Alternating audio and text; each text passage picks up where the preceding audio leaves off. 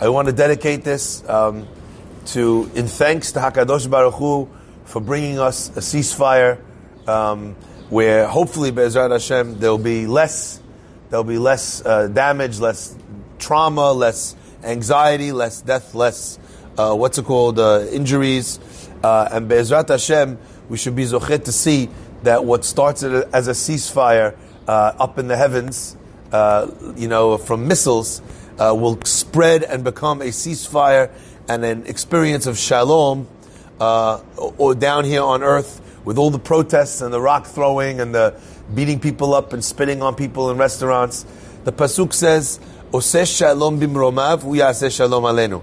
So now we have a shalom bimromav in the skies. At least we have a shalom. Hu yaseh shalom aleinu. That peace should also become something which is peaceful for all of us down here on earth. We should be zochet to live a life of peace with our children, happy with our issues solved. I mean, someone spoke to me this morning about the feeling that they're afraid they can't wear their kippah in New York City. They're scared. Take off the kippah. And I always say, taking off the kippah is never the answer. You want to put on a baseball cap on top of the kippah, fadal. You want to go one step further and make sure that you never get injured, wear a keffiyeh. But the point is, Rabotai, ultimately, it can't be that we take off, that we're ready to kind of bend to that pressure.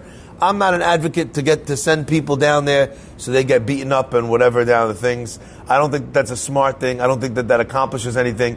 It's not like you're convincing anybody. It's not like you're promoting it's wild. It's wild beasts on the street. Doesn't help. Doesn't do anything. All it is it causes. So you stay out. You avoid it. The pasuk says, "Pinu lachem tzafona." We turn away. If it would help the thing, if it would help the situation in any way, then you're right. But you have people out there who are looking for a fight.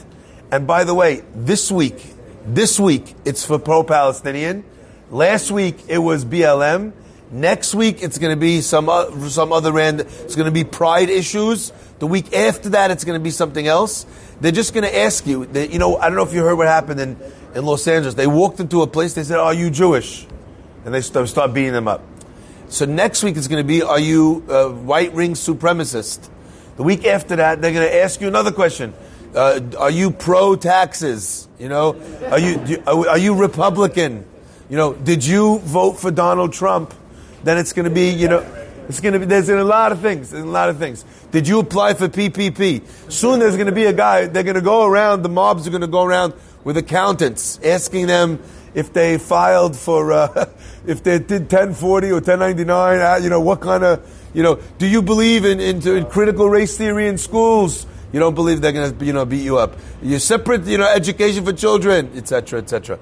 Chassidut, chassid or misnagid. So that eventually there's going to be a situation where you have the lowest element of society that's marching around, looking for a fight, and giving them that fight only fuels the fire. It sends them out for another night. So I don't think that that's the way to go. Be'ezrat Hashem, the way to go is to be smarter. It's to be smarter, not to fight harder. Fighting harder never got us anywhere. Can I point out one last thing before we begin our Torah section of this class? Think about one thing. Not one soldier, not one, walked into Gaza. That should tell you something. All we did was we used the intelligence and we bombed them from over there. Not one body was put on the line in the field. Think about that. That's not the way we fight this. We fight this with the brains, from a distance. We can't win a war of brute strength. Okay? We can fight strategically, this, that, and the other. We should be sitting here praying like we did here in this synagogue every single day since the conflict broke out. We did the Misha Berach, we did the Tefillot for Chayalet Tzahal. That's how we do. Fists on Times Square, 6,000 miles away from the fighting, does nothing. But we have to call on the people, and we need to put political pressure for the mayor and for these people to recognize you have hoodlums running the streets. In London, every single one of these people, they were arrested, and they're now in jail.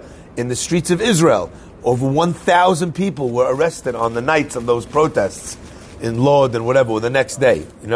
That's the way to deal with this. You call it out. We don't engage in a fight while you're punching the guy in the face. They came first, the Sheikh Jarrah. No, they didn't. That's not a conversation. Chad v'chalak. People are being violent on the streets. They need to be arrested, locked up, put in a prison. You want to post memes of Palestinians? Fadal, do what you like. All right. Beseder. Be'ezrat Hashem, we should be zocheh to a world of peace.